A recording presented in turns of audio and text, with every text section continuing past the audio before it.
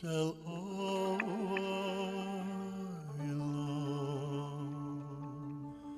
Rebbeinu shel oilom, Master, ich will dir Dudele singen, I do.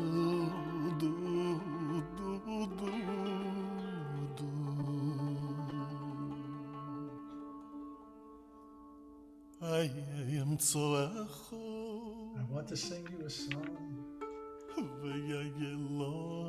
Where can I find you? Where can I not find you? Wo kann ich dir ja gefinden? Wherever I go, you. Wo kann ich dir nicht Wherever I stay is you. I do. Only you, none but you. Again you, always you. Do. Als wo ich geh, When things go well, it's you. und wo ich steh, God forbid. I do. Ill, you. רק du, du, wieder du, aber Expressed in the sound. du.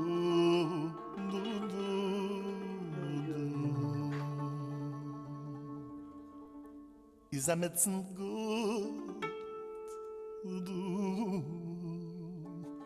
Cholile schlecht, allein du. Ay, du.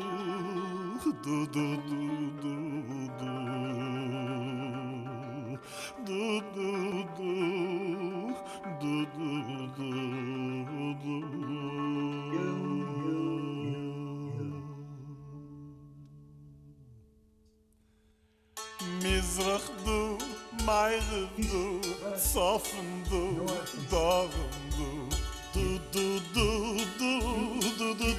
du, ay du, Shomayim du, Eretz du, Meile du, Mato du,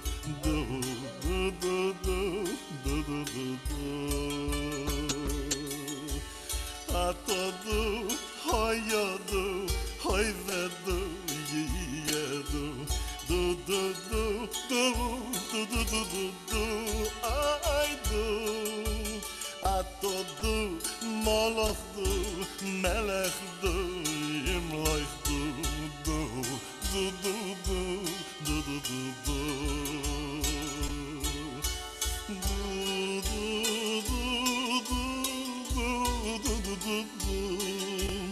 wo ich kehr mich und wo ich wend mich, du.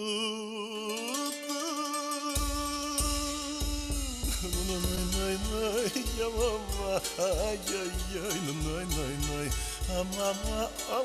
Mama, ay,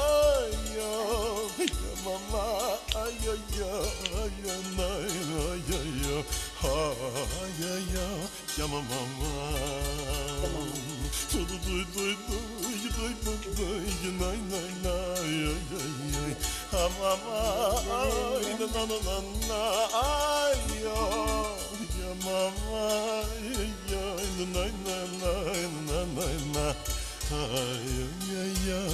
Mama,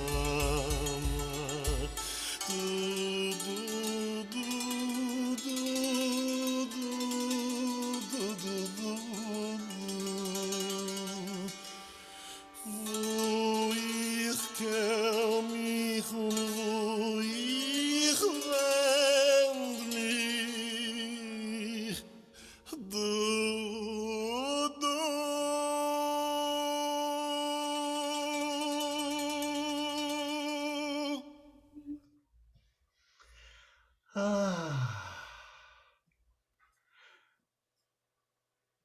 That is the wonderful Chazan Richard Kaplan singing Ata in Yiddish, do. A melody that we touched upon last week, I think it was, written by Rabbi Levi Yitzchak of Berditchev. And I can only imagine that when he sang it, he was dancing like you were, Roxanne, or like you were, Mary Rita. It's like that heartbeat of divinity in his, in just his, every being. So welcome everybody. Good to see you, Judy and Mary Rita, Mark and Scott, Stephen, munching away, Susan and Dan, who was munching away, Deborah, Hoff, and Roxanne in the beautiful outdoors of her back covering behind her. This is the penultimate meeting to discuss the path of blessing. I love that word, and I just wanted to fit it in, penultimate, because I always thought it meant it was the last one. But no, it's the next to last one. How could such a great word be the next to last one? But in any case, this is where we are. So as always, please, an invitation to interrupt me. I don't think there's anybody in this room that has any problems doing that. Scott is shaking his head. No, knowing all too well. So we begin with Atah. Now, just a quick review, Baruch. Who can, just in a sentence or two, put us ready for Atah by summarizing what hopefully should be happening for us psycho-spiritually, and as far as our kavanah, otherwise known as a kavanah, when we say the word Baruch. Anybody? And we can do this as a group. What are we saying when we say Baruch? What is happening? What should be our asana, our posture? One of what? Yes, Deborah, please. Yeah. Bending our knees in a show of humility, a demonstration of humility. Exactly. Thank you. So give that woman a doll. Yes, it's all the midah of humility, anava, that we are ready to, where we are hopefully releasing ourselves of ego and entering into a holy relationship. And so let's turn to page 58, the very beginning of the chapter, because this is what Reb Marsha is inviting us into. At the very beginning of the chapter, as we grow in our receptivity to awe and wonder, our souls expand, filling to overflowing from the fountain. So this cannot happen if we are in a place of ego, right? Which of course is a necessary place to be for most of our days, right? Not totally, but if we're living by Shiviti Adonai Ledegdi Tamid, we're being guided by that principle that we place Yud He Vav He in front of us, and sometimes the way I see it, I'm looking around the room, I'm seeing that Yud He Vav He inscribed in each of your faces, right? In each of your very beings. As Torah was inscribed on the luchot, on the tablets, so is God's name inscribed on us. So how could I treat you or the world with anything less than humility when I have that in mind? And what better way to shred myself of well, let me put it this way. What better way to return to the innocence of childhood? And the younger the child, the more apt this is that I'm saying, because our receptivity to awe and wonder, where everything is alive. Buffy St. Marie sings, God is alive, God is afoot, right? It's like the whole world, everything is dancing, shimmering really with divinity. We kneel, so just like Deborah was saying, before that which fills all, surrounds and transcends all. And if we don't prostrate ourselves fully, certainly we can bow, which I think I shared with you, um, that I had taken a retreat day for myself locally, and I spent 2 hours by the stream at Rock Creek. And when I got up, it was like it's so natural. I had not thought of it beforehand. When I got to the path, I turned and I bowed to the makom, to that place. And then I found myself bowing to trees and people. You know, I didn't wait around to see what people say, but some people were absolutely delighted for sure. And she says that our souls expand. So what I take from that is that it returns to its natural state. It returns from its narrow place. So it returns from the place of where we cry out min hametzar karatiya, right? Anani fa merchavya. Sound familiar, Deborah? Min hametzar karatiya. From that narrow place, I cry out to you. But here, it's saying that we don't really have to do even that much. We don't have to cry out to God to not to be heard, or to place ourselves in the vamerchavya, in the expansiveness, in that fully realized consciousness that we are part of everything, and that we have come from, and that we will return to our source, and that we're all interconnected. So it's a beautiful way to start the chapter. So she says, our bracha has not yet ended. It's only just begun. So we have I know I'm incorrigible, Scott. Thank you.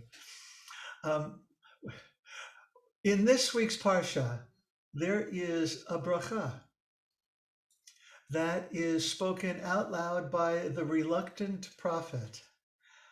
Anybody share with us what that is? Yeah, go ahead, Roxanne. Ma tovu ohalacha Yaakov mishkenotecha Yisrael. Amen. Exactly. I'm missing something, but yeah, it's no, you nailed it. You nailed it. Okay, good. And so, and I'm going to touch upon this a little bit, the Shabbat as well. Judy, by the way, you look so comfy.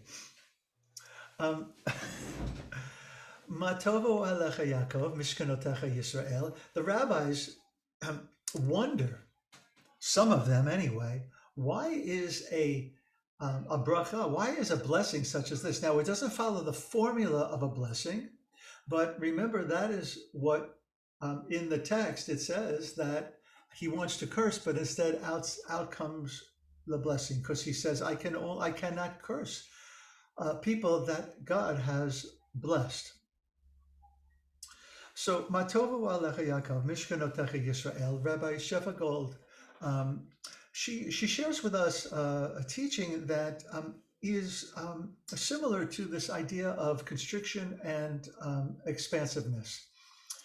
And I think Reb Marsha points to it too from the Zohar, Mimale kol olmim v'sovev kol olmim, that divinity fills, Mimale, fills all creation, v'sovev, and surrounds all creation. So you can't get any more expansive than that, right? So Matovu ohalecha Yaakov, Mishkanotecha Yisrael, you notice, of course, that it contains both of Yaakov's names, right? Jacob's names, Yaakov and Israel and Yisrael. So I love Reb Shefa's teaching that when we think of Matovu ohalecha Yaakov, we acknowledge that our lives are like an ohel, like a tent.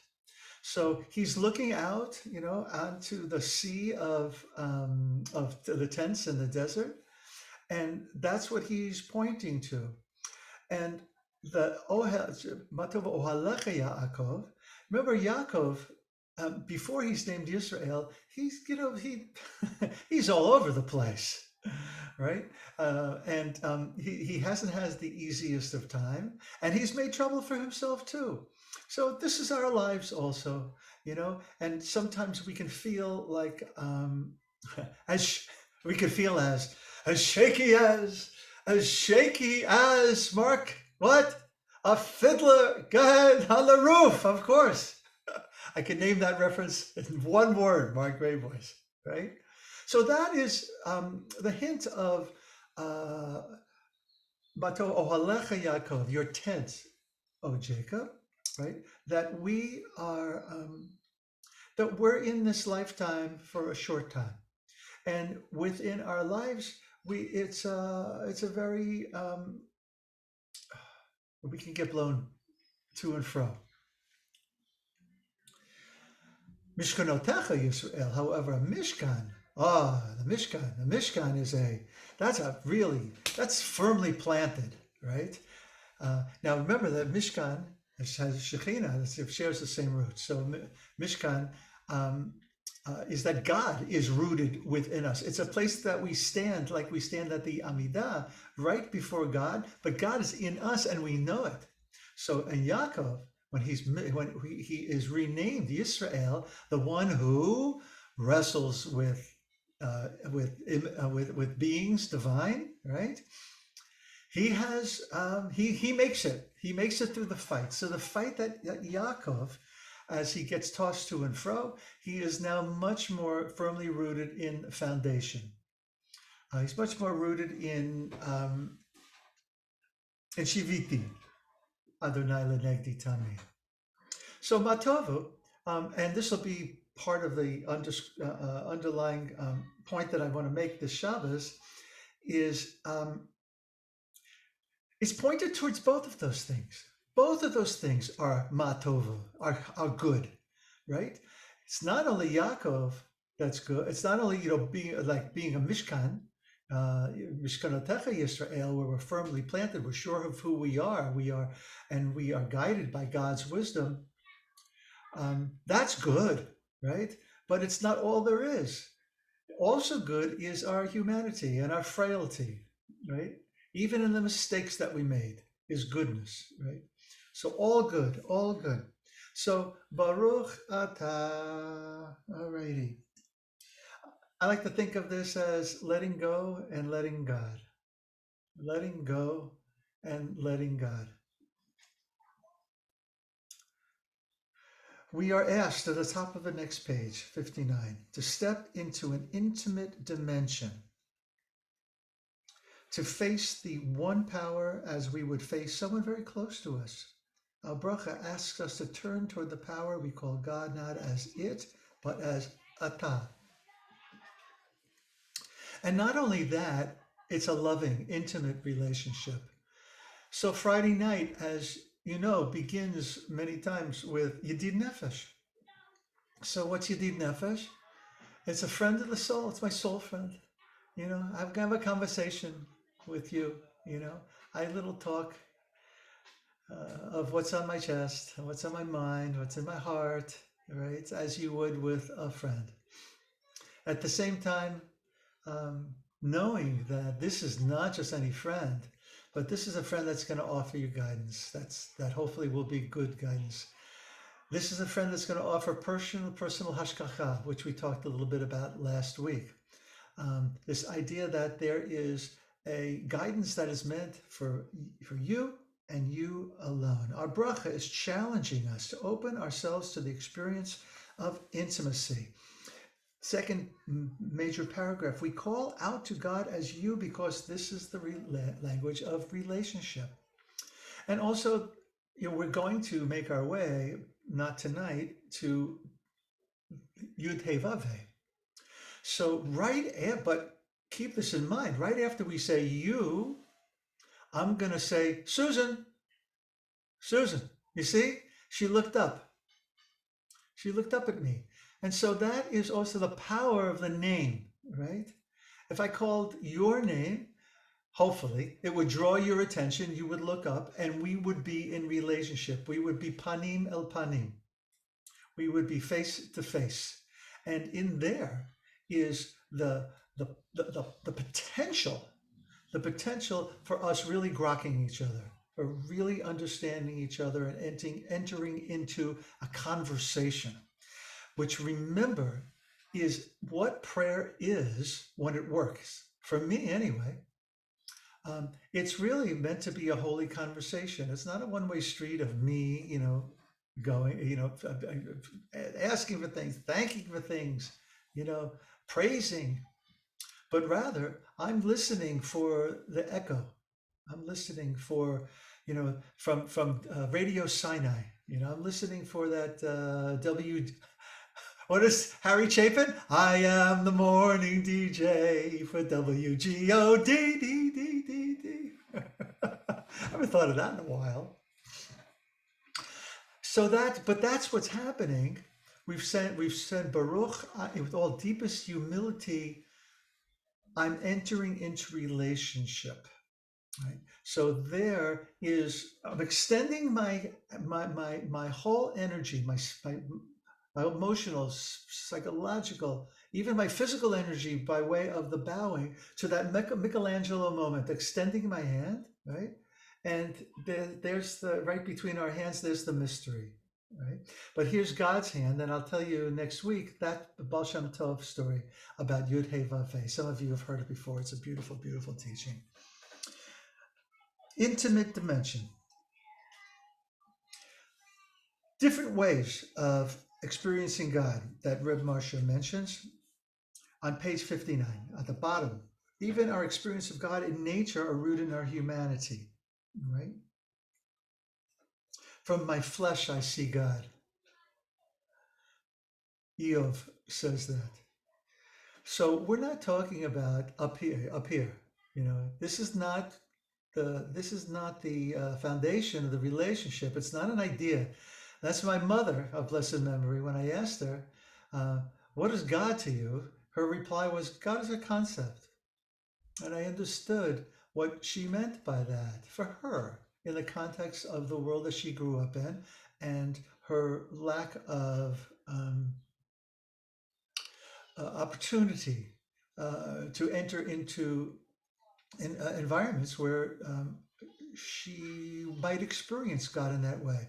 But if I talk about godliness, that might have had more power for her. But the idea is not to get caught up here, but to rather to give of ourselves, body and soul, as the poet says as well. So all I know of God is filtered through my humanness. When I feel my relationship with God is one of intimacy. Okay, let's stop there. Any questions or comments before I go on?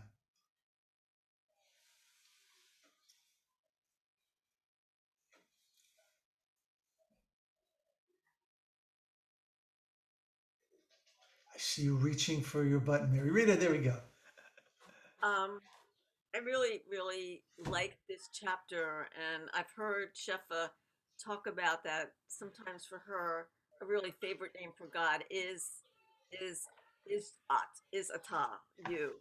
And this afternoon, I was with a couple of my friends who were, and some were struggling with like, what does it mean to have this kind of relationship? And I love what Reb Marsha has written here, in the sense of how it builds, and Deborah, thanks for like the just being able to remind us about like the humility, but to bow down in the humility, and that opens us to be able to be in this vulnerable relationship. So I'm glad that we're doing this, this week. Next week I might not be here, so I'm gonna have to ask Dan for everything that you say next week, because it's Shmiel week, so might not be here.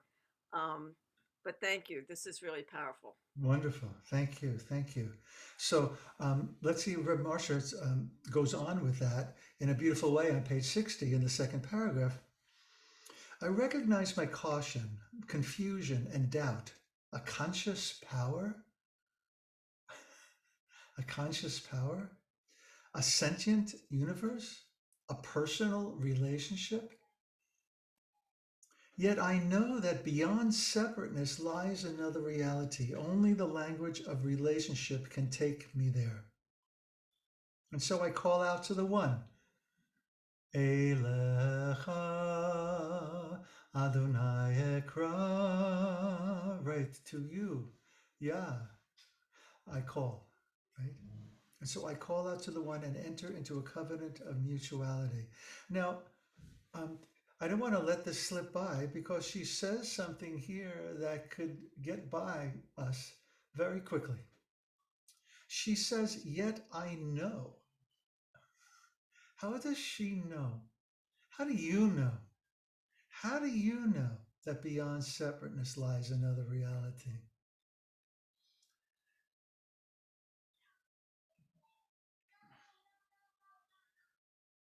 It's not only the language of relationship that can, well, yes, the language of relationship can also be in meditation. It doesn't have to be articulated out loud, but that's what prayer is, and that's what we're dealing with right now. But that's a different kind of relating to in meditation. Yet I know. I thought that we were supposed to live with uncertainty of not knowing. The certainty of not knowing. Yeah, Judy. I was struck a minute ago, Mark, when you said that when you pray, you listen for the echo. And I think I do also. And so that's how I know. That's one of the ways I know. So speaking, thank you, Judy. So that reminds me again of Reb Shefa. She talks about this a lot in her book on chanting, or if she's teaching a group that is not familiar with it, that the powerful part of chanting, where we glean, the good stuff, is in the silence following it, right? Yeah. So, yeah, Scott. This is kind of weird, but I don't know that I know, but I'm really happy that Reb Marcia knows, and it's sort of like I'll take her word for it, and that's really good for me. But I'm going to ask you a question, Scott. And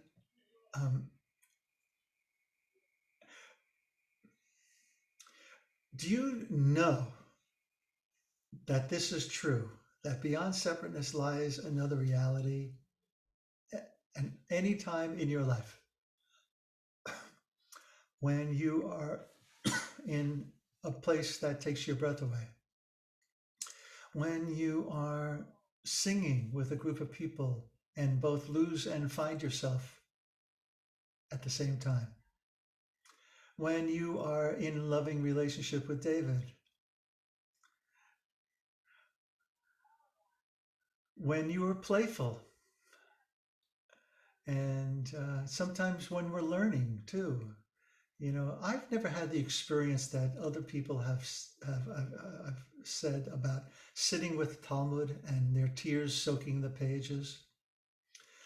But I suspect that that is another example of a experience. We know from experience of those kinds, I think. Scott, answer to those questions? It was I thought those were rhetorical. Yeah, of course. But sometimes it's hard to connect all of those little things in a way that carries through all the time. Does that make sense? Of course it does. That's why we have 100 brachas a day. Right? That's why we have the gift of all of these opportunities to stop. I'm sorry, it's like so many songs are coming to tonight. Stop, children, what's that sound? Everybody look what's going down. Now that, of course, a different context, but it was about stopping and listening and noticing, right? Dan, and then Deborah. So for me, it's interesting that the the movement from God as a concept to stretching to experiencing God. And then the next step, which is still hard for me, is having a relationship with God. I'm not sure that experiencing God or godness or whatever is the same as having a relationship. So I still struggle around that. But it's interesting. And the questions that you asked Scott, have I ever had that sense of would you say another reality, larger than Beyond separateness lies another. is, I don't know. I don't know. And I mean, from a, I guess, reductionist point of view, I would think that just all comes from within me as a emotional experience, or I generate it, and it's not actually real out there. It's just all me making it up. That doesn't make it any less good or powerful, but it's, so the other question is, how do I know that there's this out there? I don't.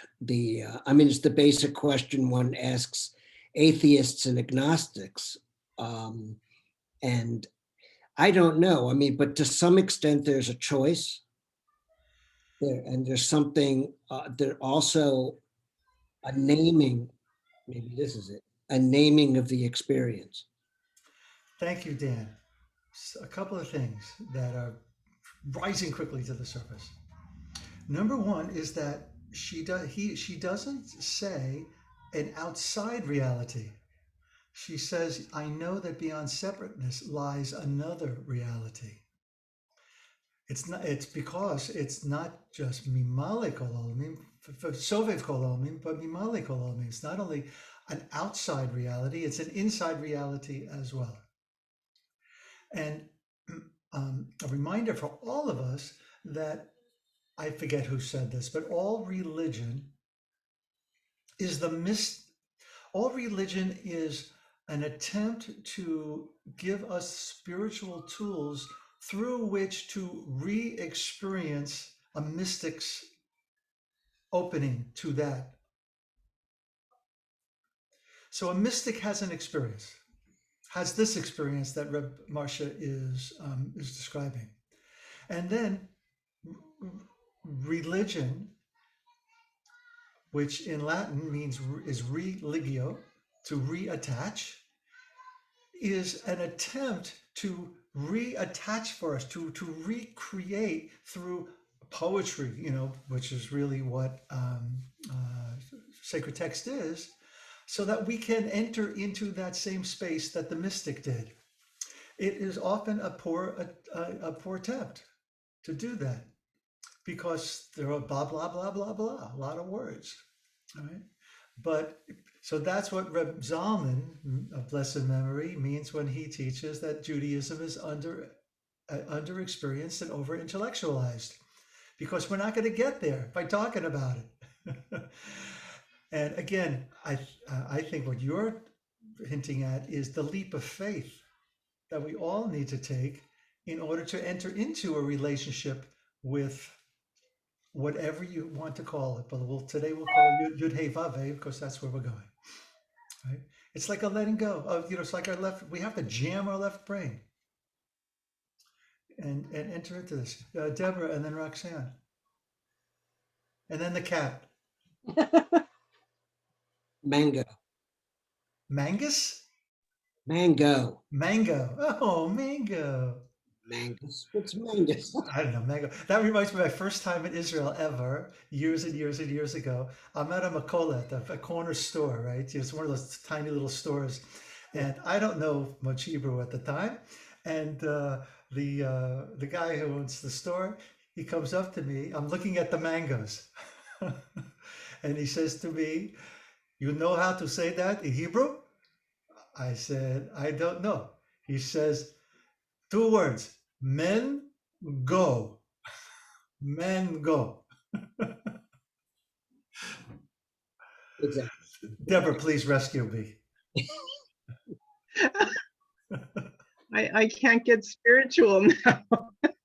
I'm hungry. Uh, I think of things from a, wait a minute, what's her word? Yeah, from another reality.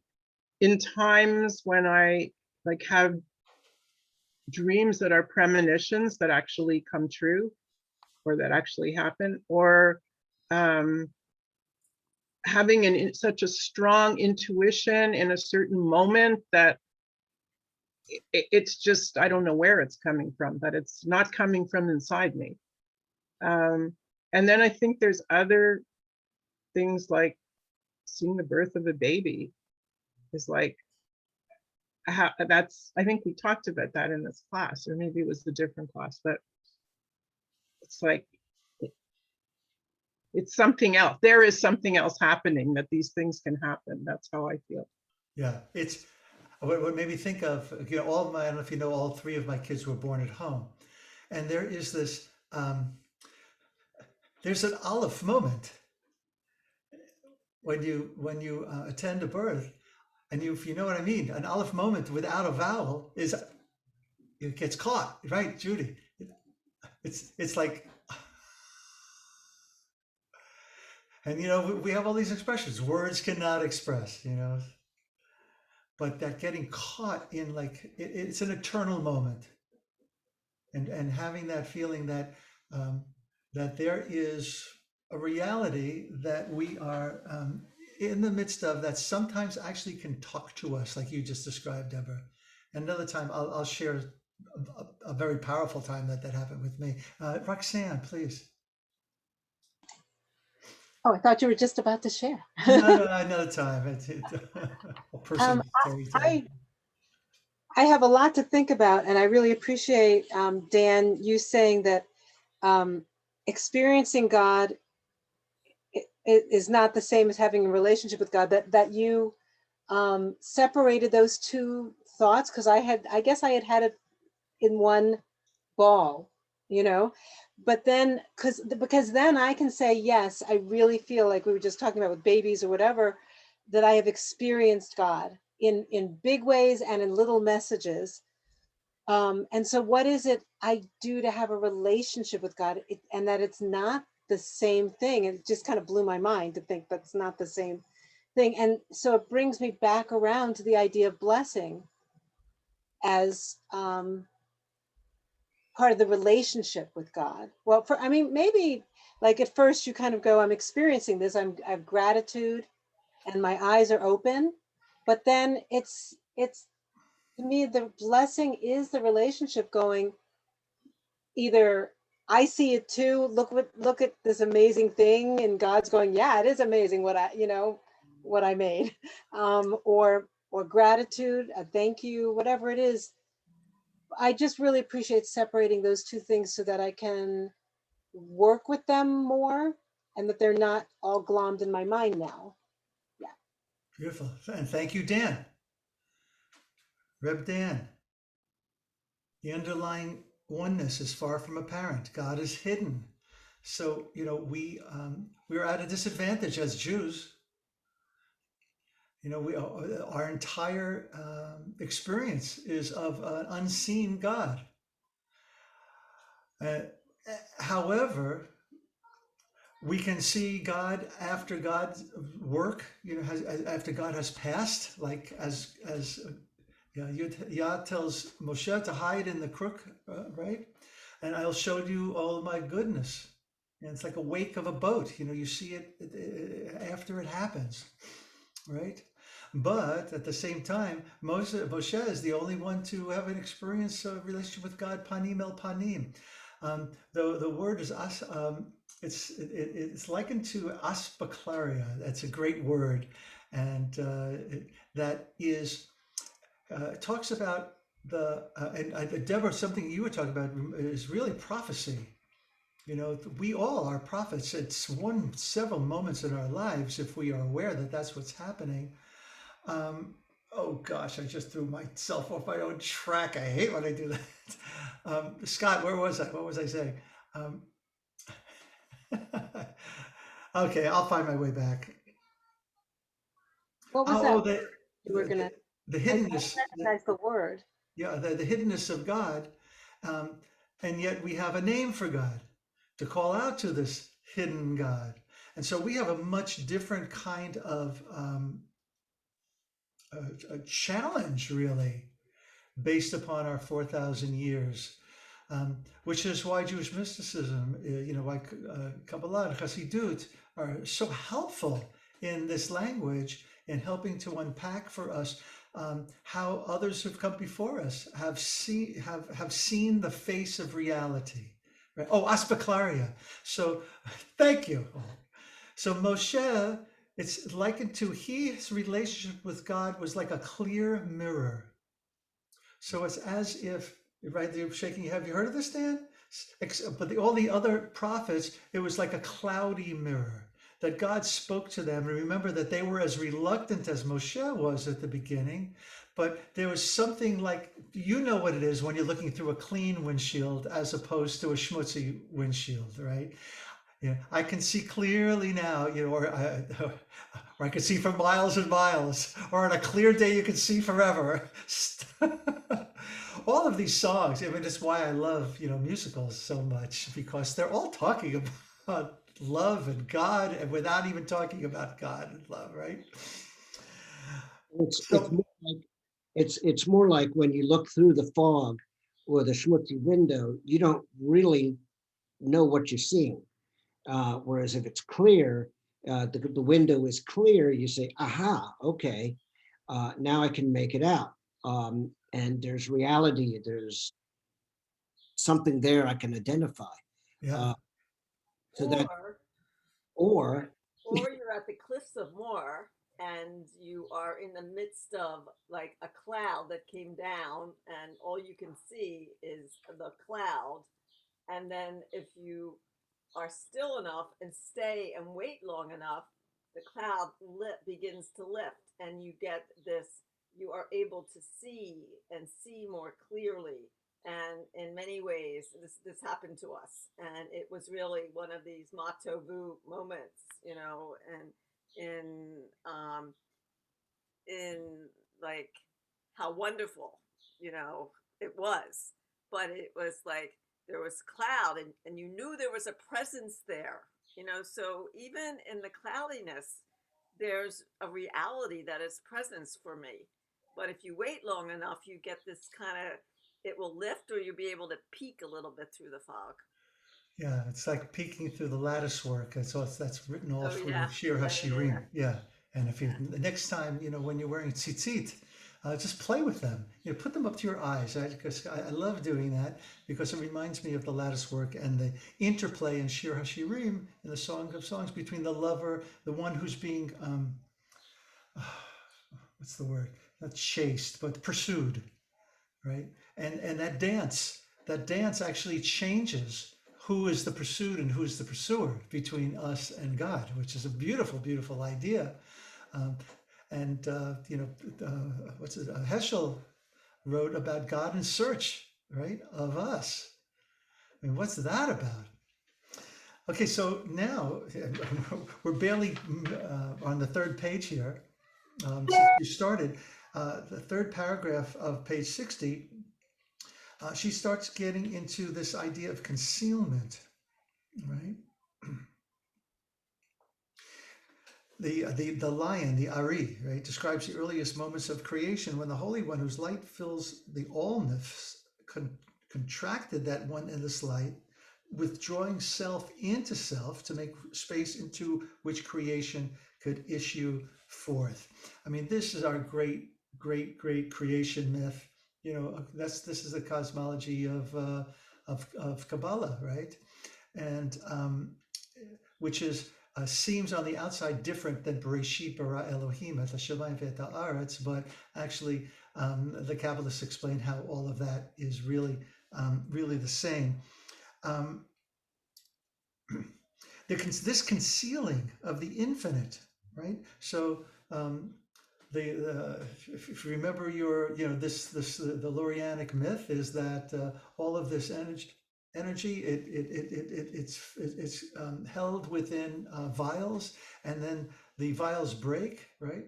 The containers break because they can't hold it all, and all of that divine energy gets scattered in our material world, and that is the real meaning of Tikkun Olam. Which is to find those sparks and return them to its source. And so there's divinity concealed in everything, even in the cat tail that whips across our face on the screen, right? This concealing of the infinite grants us our existence as physical beings and offers up the illusion of our separate identity, the bottom of the page 60, right? So she's connecting here. Yet I know that beyond separateness lies another reality. And then now reminding us that all of the separateness is an illusion. Not in the way that the Buddhists do,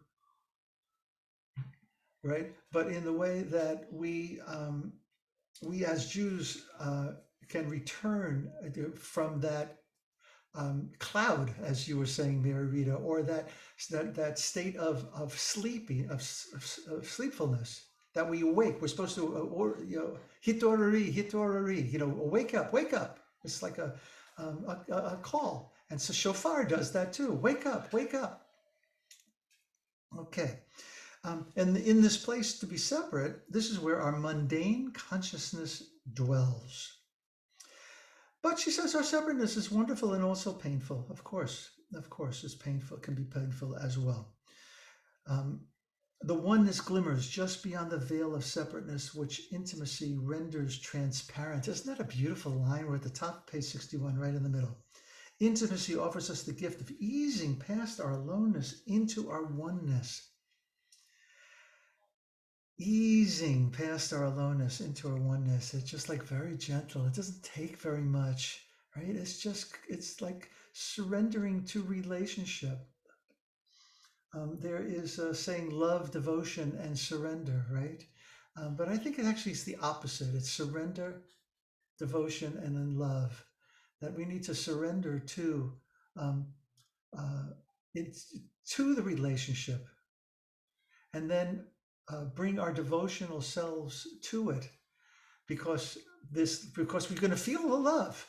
We're going to feel the love. We're going to feel this, you are loved, loved, loved by unending love only by entering into the relationship.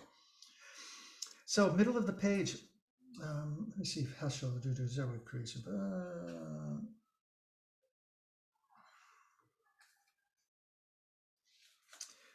Right, I made a note for myself. For creation to exist, God must withdraw, but that doesn't mean that God disappears, right?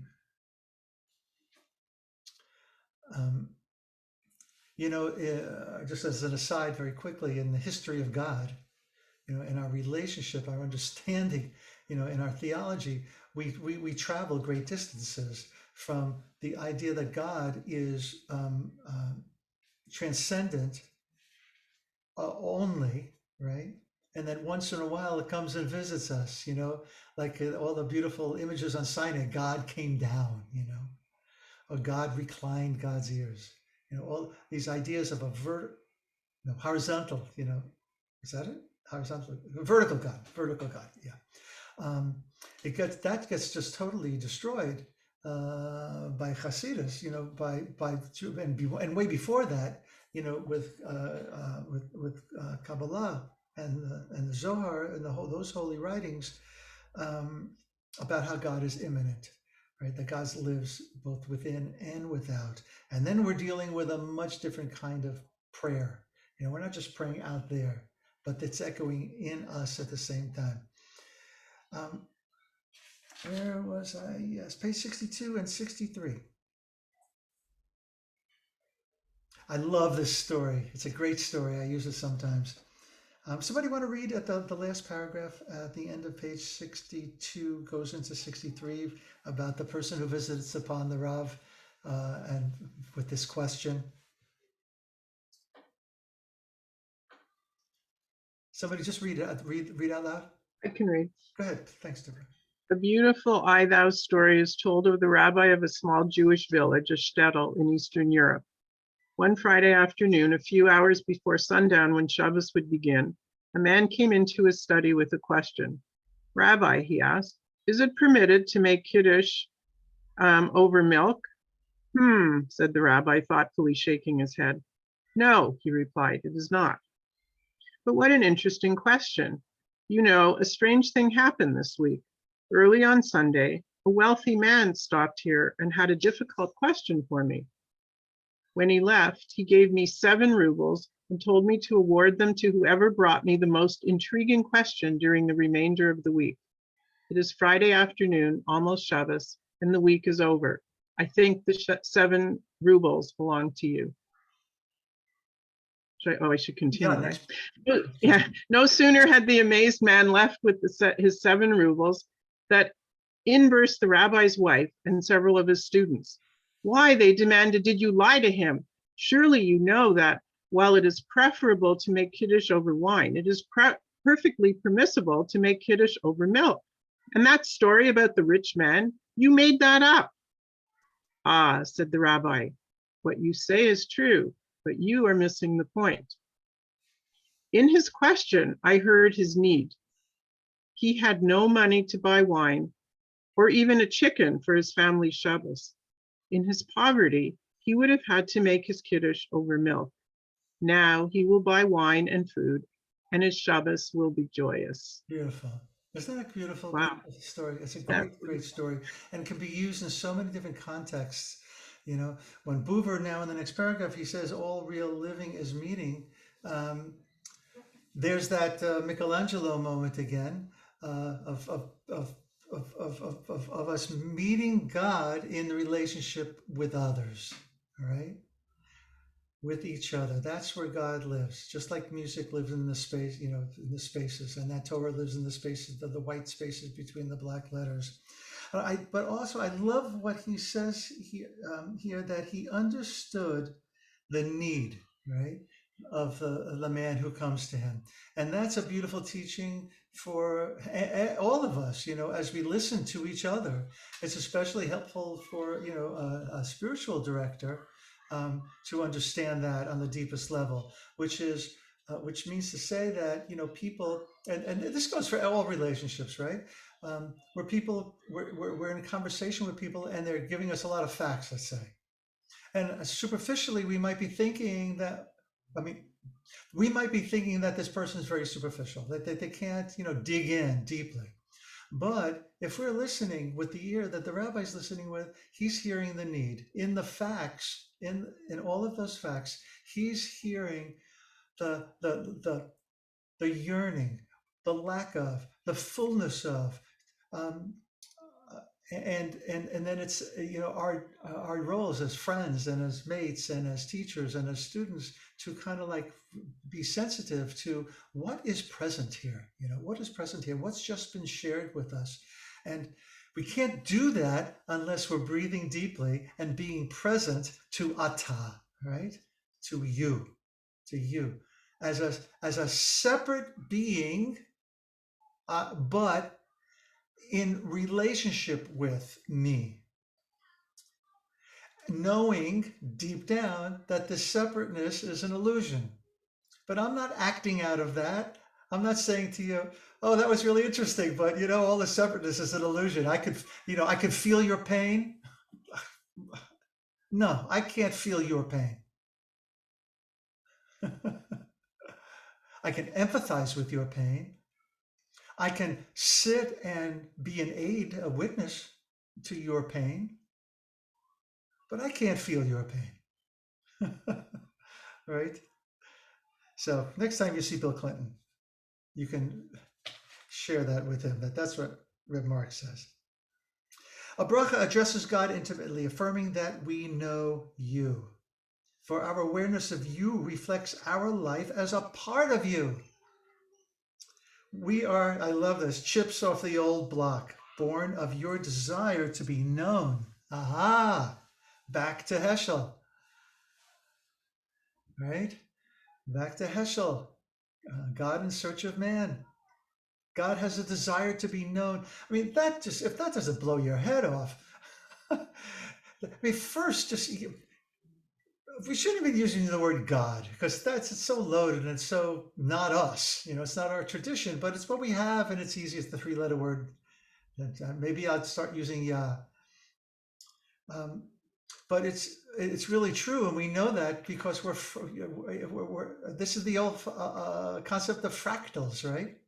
That within each thing there is itself multiplied endlessly, right? So if we look at the totality of everything and we call that God, then within God is God's self, and that's us because we're made in God's image.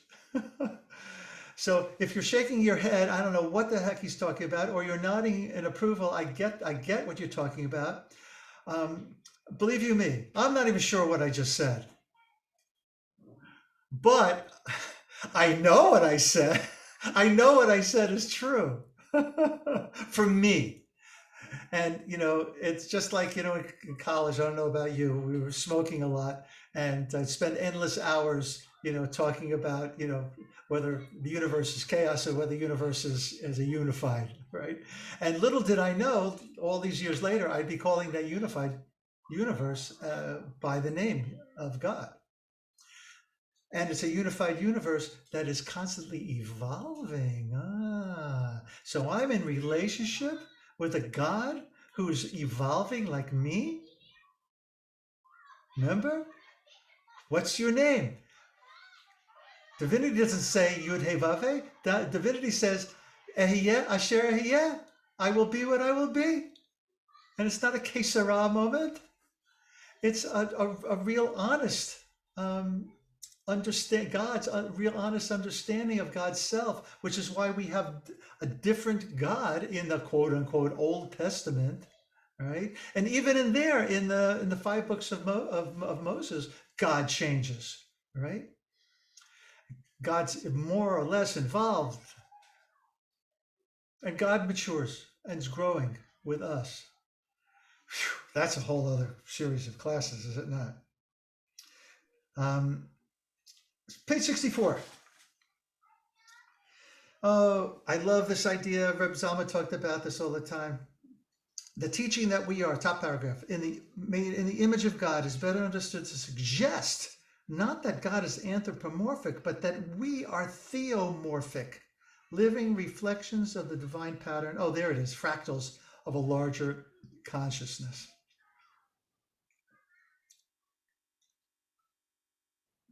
Reb Zalman would also speak of us being theotropic. We're photo. Yeah, that we plants reach out to. Yeah, that's right. Plants reach out to the sun, and that we reach out to God. I might have shared with this you at some point. Years when I moved to Washington, I joined a theater company called Living Stage, and we worked with all different kinds of people, including men and women in prison. But what I'm about to describe to you, was not just them who reacted in this manner, but usually anybody who really understood the true nature of the word freedom. So one of the exercises that we did was whoever was leading the workshop would call out a word and explain the explanation to people was whatever it is that you are, however that word hits you, just allow your body in one explosion to find itself in a sculpture. Right? We call them sculptures, but not slowly. They were like really, really fast. So you had no time to think, oh, I'm going to, put myself like this. And if you yelled out the word freedom, it was like the whole room would be like this, right? With arms up. So I think that's a good example, actually, of Reb Zalman's comment that we are theotropic, that if that is the image of freedom, of us being open and reaching to the sky with palms, palms out in a receptive manner, then there's a universality to this understanding that we all have within us, this innate and knowledge. This is a knowing that this is a truth, that this is expansiveness, right? If you say freedom, no one's going to go like this. No one's going to constrict. No one's going to go into, into that moachin katnut, in that small constricted place. They're going to want to be here. And it's there that we meet God. It's there that we meet Yah. It's there in that expansiveness, in that holding our hands out, in that leap of faith where we are desirous to be in call it a passionate relationship. I mean, isn't that what the passion play is all about? Is a love affair between, God and his only child, right? But we know that we are also God's children, so we don't have to go in that direction. We are the flowering into life of God's longing to be known. Another beautiful line, also at the end of that page, on page 64. Our awareness is an expression of a divinity resident throughout creation, one fulfillment of an immense cosmic process that attains fullness of expression in us. In us. It's like, that's why on day 6, it was Tov Ma'od, right? Because those plants, yes, they can reach out towards God, and the animals, they can make use of God's bounty, but they can't be in relationship with divinity the way that we can, or they can also not be in relationship with divinity in the way that we can. At the end of that page of 64, our own desire and longing to be known is a reflection of the greater longing that births us. The expression born again, right? I mean, maybe that's what that means. That when we come to that moment in our lives, when our desire and our longing takes residence in our feeling that we're connected to everything, and we live from that place, that's like being reborn. I'm a different person. And this paragraph at the end also reminds me, we are the flowering into life of God's longing to be known, of the beautiful Kahil Gibran poem. You're probably familiar. Your children are not your children. They are not the product. They are The flower. They the snow. Your children are not your children. They are the sons and daughters of life's longing for itself. He's saying the exact same thing, right? As Reb Marsha and all the mystics are saying, right? That there is a source of life that longs to shep nachas through its children, right? And that's our responsibility as Jews, which is, of course, to restore the shards to its source through the way that we live our lives and what we do. And I suppose I'm just riffing again here. Or maybe that is the meaning, or a deeper meaning to Na'aseh v'nishma, right? Meaning that at Sinai, right? The people say, "We'll do, and then we'll grok." We'll do, and then we'll get it, right? So first, there again is the experiencing of doing something. What's the doing? Of reaching out and of making connection, of being in relationship with others. And then through that, that's where God lives. Gadniyo, my little God. Right. Well, it reminds me back to the idea of the relationship is that the Na'aseh v'nishma thing is very helpful, because the way we give back, I'm thinking in terms of relationships with give and take. We can't really give anything to God, but what we can do is we can contribute nachas, we can contribute tikkun olam through our actions, our mitzvot, all that kind of stuff. That's how we give, and we take by the experience and receptivity of godness, the experience and all of that. And in that sense, I can get the sense of a relationship of give and take, of do and receive. Nice, nice. Thank you, Dan. I'm curious, if we spent an hour, as we just did, before our Shabbos minhag of channeling blessings to each other, which is a blessing, without the formula, Yivarechecha Adonai v'yishmerecha, would you be able to, well, we can do it actually now. Would you receive in a different way the blessing that another is channeling to you, number one? And would you experience the giving over of blessing to another in a deeper manner, having talked about you? Yivarechecha Adonai v'yishmerecha, right?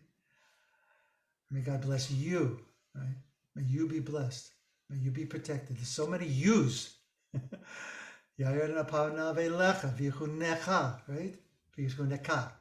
Yisad Adonai panav elecha v'yasem lecha shalom. That you is not an atah, but it's all over the priestly blessing, right?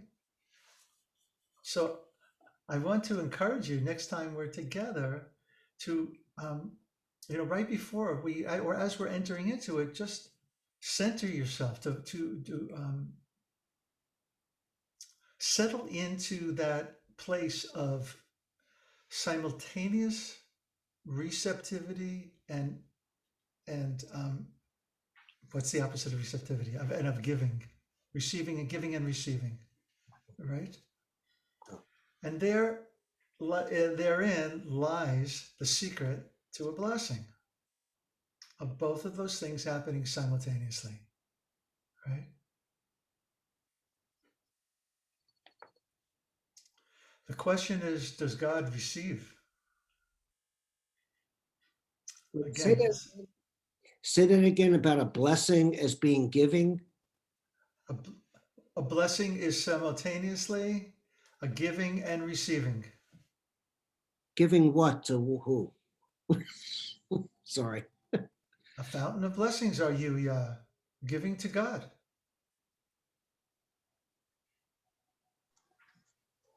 But here, remember, in the priestly blessing, we are channeling not our blessings, we're channeling God's blessings. Adonai v'yishmerecha, right?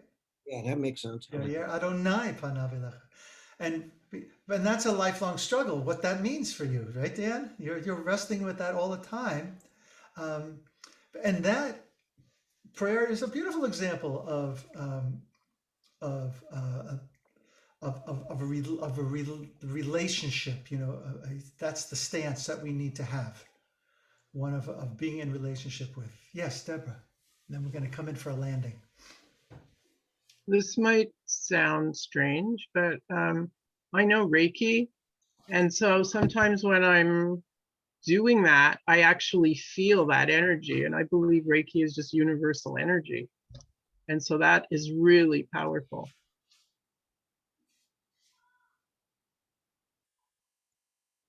Yes, yes. Whenever we're doing energy work, Roxanne. You asked a question a moment ago about does God receive? And it reminded me of something in the very first chapter where we give God the gift of our conscious awareness. And to feel that like our conscious awareness is received as a gift to God, maybe because it's a choice. It's like because of free will, we've decided to turn our awareness towards God, to whatever we're doing with a bracha, all that, that's the gift God receives. Beautiful. Yeah, beautiful. Let's close with middle of page 66. And Reb Marsha actually, and I didn't look in the back, but I do know that this paragraph is almost word for word from this book. Who is it by? Aryeh Kaplan. Aryeh Kaplan, okay. Yeah.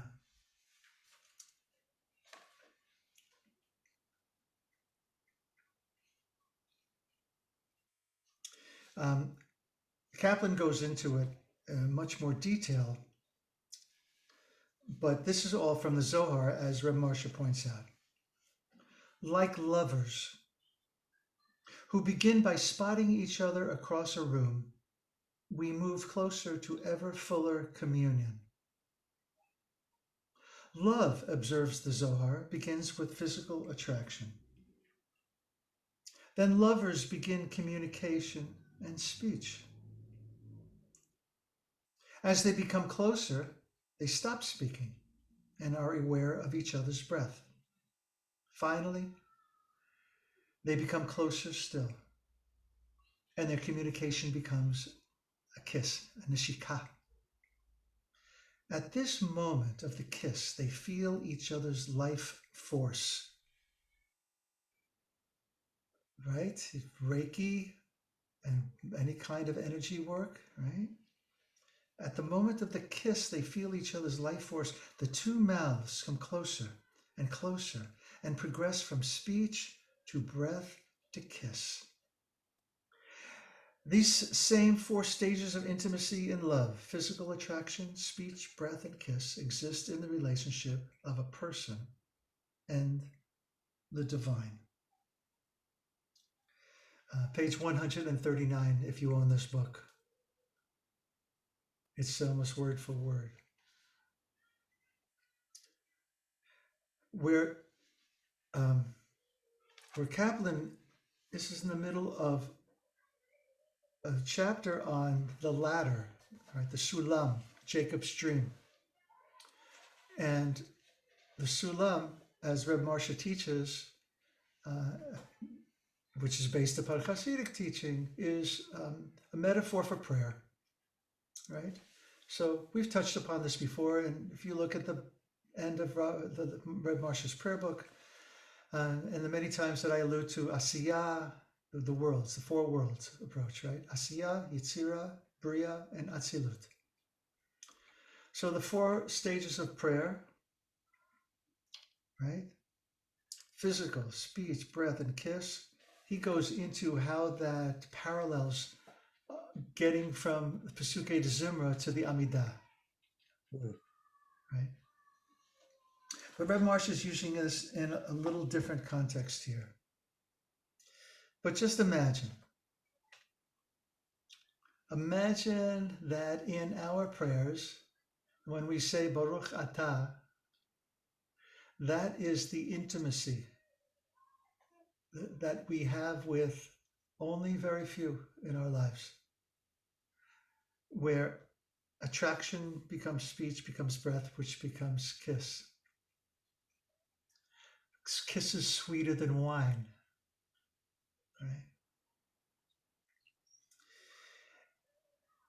And that's where, in the next paragraph, and we'll end here, in a bracha we call out to God as you and turn ourselves to the face, the beloved. In our turning, we arouse reciprocity. We arouse reciprocity. As I turn to face my beloved turns towards me. Ani lidodi vidodi li. I am a beloved, and my beloved is mine. We are one. We are the same. And in that moment of clarity, we live like with ascleria, with that windshield that has no schmutz on it. I can see you, and you can see me.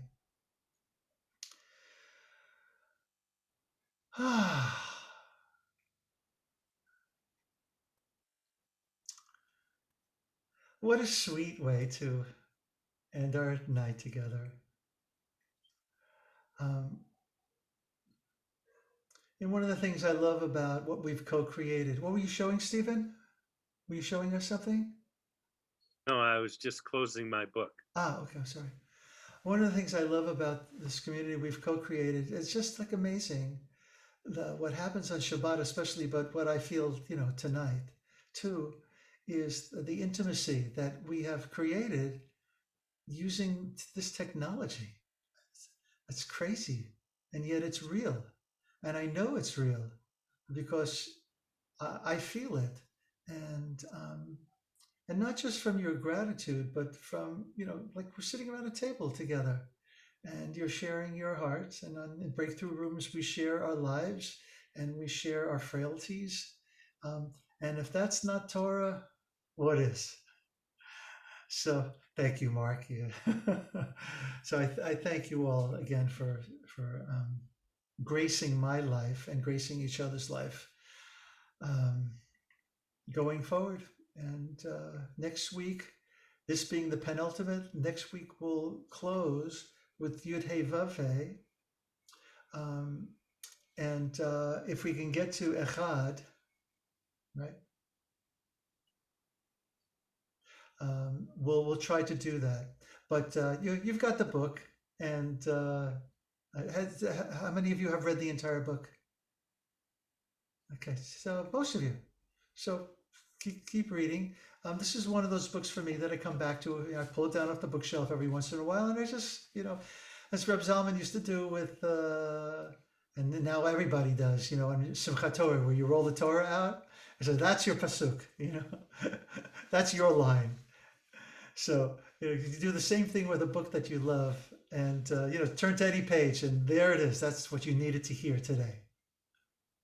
Any closing words? Anybody? Any overall reflections that you want to share, or should we just say goodnight? Yeah, Scott says, let's say goodnight. Well, Alrighty. So I hate to yeah. say it, but all of this is making more sense to me.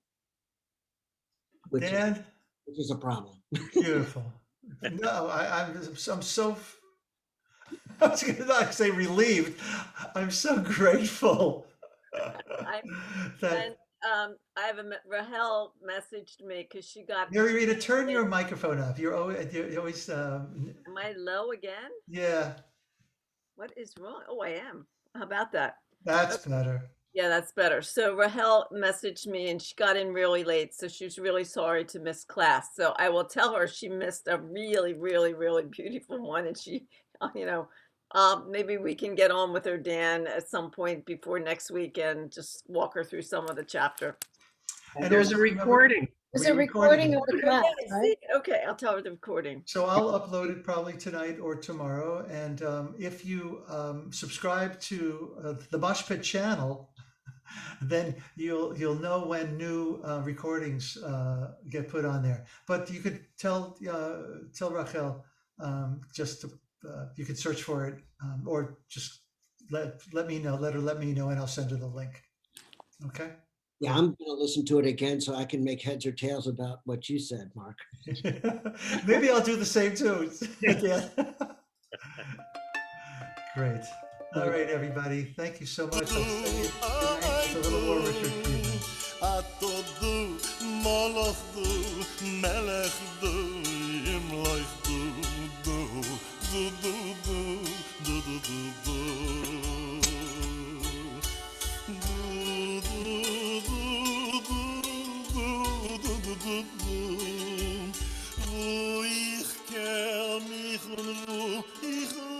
you have a devotion in his voice? Du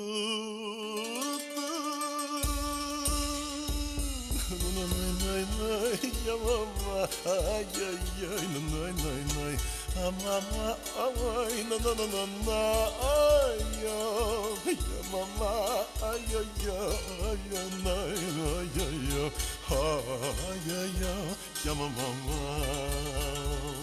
Do do do do do, you do do do, you na na na, ay, mama, ay, na na na na na, ay, ya mama.